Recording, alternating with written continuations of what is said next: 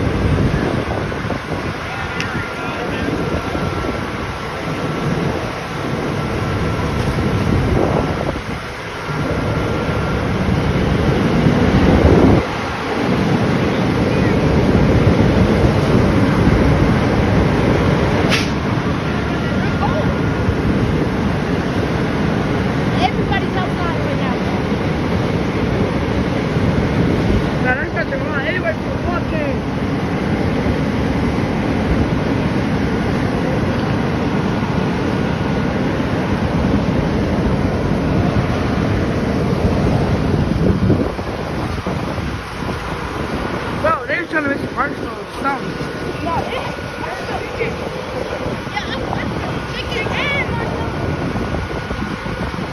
Look at the ball!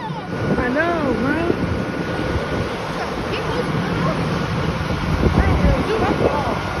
Oh, we're gonna wait down there. There's still there in the attic. Yeah.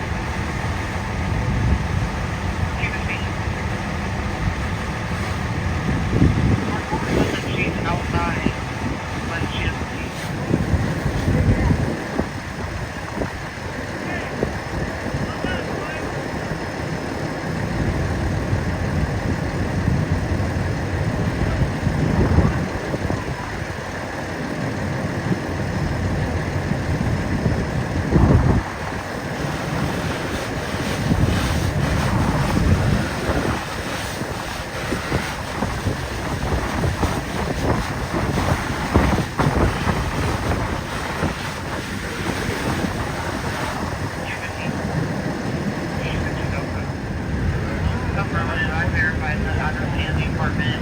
It sounded like she was possibly down in the parking lot, but she was very frustrated. The response time wasn't very good.